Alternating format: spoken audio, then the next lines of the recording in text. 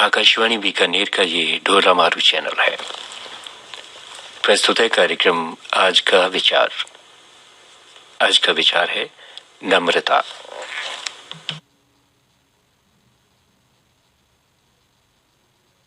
चीनी दार्शनिक कन्फ्यूशियस मृत्यु शैया पर थे। प्रयाण वेला सन्निकट जानकर वेदना से अभिभूत थे शिष्यगण। इसे लक्ष्य करके गुरु ने शिष्यों से कहा, मेरे मुंह में देखो, क्या एक भी दांत शेष है? शिष्यों ने कहा, नहीं। और जिह्वा? गुरु ने गंभीर स्वर में पूछा। है, शिष्यों ने उत्तर दिया। तब कन्फ्यूशियस ने शिष्यों को प्रबोधित करने लगे, शिष्यों, प्रकृति का यही नियम है। कठोर वस्तु बाद में आती है और पहले नष्ट होती है दांत। कोमल वस्तु पहले आती है और बाद तक रहती है जिह्वा। यह प्रेरक प्रसंग नम्रता के महत्व को इंगित करता है। अपार जल राशि का प्रबल वेग किनारे पर खड़े आकाश में गर्व से सीना ताने विशाल वृक्षों को गिराकर धराशायी कर देता है, परंतु लचीली बेलें पानी में झुक जाती हैं और बहाव समाप्त होने पर पुनः पूर्ववत खड़ी होकर मुस्कुरा उठती हैं। नम्रता उनके लिए जीवन दान बन जाती है। रहीम कहते हैं, बड़ा भया तो क्या भया, जैसे पेड़ खजूर, पंछी को छाया नहीं, फल लागे अति दूर। ऐसा बड़प्पन किस काम का जो अपना मुंह उठाए हुए हरदम आकाश में ही ताके।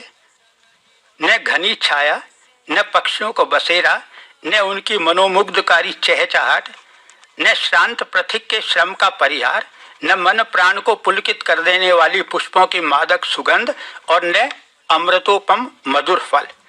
इसकी अपेक्षा तो कुछ नीचा ही सही आम वृक्ष धन्य है। विशाल छाया, मधुर आमों के भार से झुकी हुई डालियां, कोयलों का पंचम स्वर में गान और संताप का हरण करने वाली मधुर छाया घनीभूत।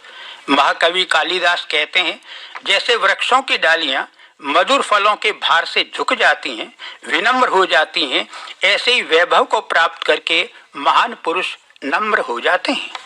पहाड़ी नदी कोलाहल करती हुई, पेड़ों को उखाड़ती हुई, पत्थरों को लुढ़काती हुई कुछ घंटों बाद ही जल शून्य होकर शांत हो जाती है, परंतु गहरे जल की नदी मंथर गति से शांत प्रवाहित होती रहती है निरंतर। ऐसे ही थोड़ा सा वैभव प्राप्त होने पर दुष्ट घमंडी उसका प्रदर्शन करते हैं, लेकिन वैभव संपन्न व्यक्ति शालीन और नम्र बने रहते हैं। तुलसीदास कहते हैं, क्षुद्र नदी भरी चल उतराई, जस थोरे उधन खल बौराई। जैसे पृथ्वी पर गिरने वाला जल सिमट सिमट कर तालाब में समा जाता है, वैसे नम्रता का गुण भी व्यक्तित्व में धीरे धीरे अन्य गुणों को खींच लेता है। विद्वान मूर कहते हैं, नम्रता वह नीची मधुर जड़ है जिसमें सब देवी गुणों की शाखाएं निकलती हैं। विनम्रता महापुरुषों का भूषण है। इससे रहित पुरुष तो उद्दंड है, घमंडी है।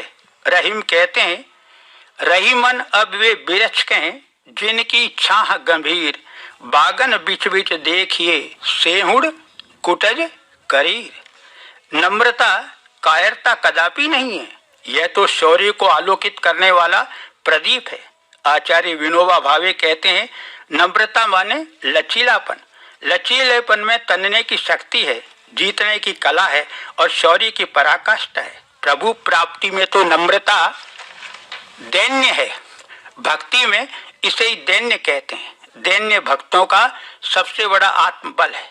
ग्रंथों के अध्ययन से भक्ति के सिद्धांतों का सूक्ष्म ज्ञान रखने वाला विद्वान प्रभु की निकटता प्राप्त करने का अधिकारी कदापि नहीं है, वरन वह है जो सचरित्र है, विनम्र है, सरल हृदय है।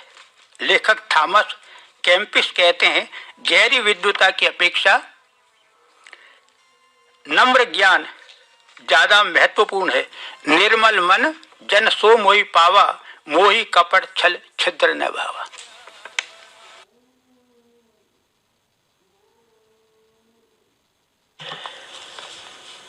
अभी आप सुन रहे थे आज का विचार। विषय था नम्रता। ये आकाशवाणी बीकानेर का ढोला मारू चैनल है।